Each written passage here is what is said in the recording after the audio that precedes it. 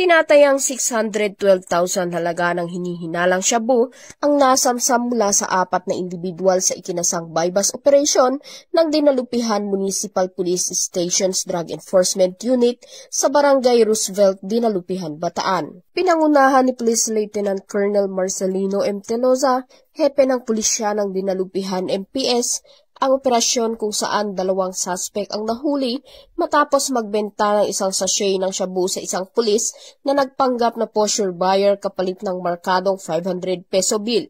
Kasabay din na aresto ang 2 pang individual na aktong gumagamit ng pinagbabawal na gamot. Na-recover mula sa mga suspect ang markadong pera, 5 medium-sized sachets at 3 small sachets ng hinihinalang shabu, pati na rin ang ilang drug paraphernalia.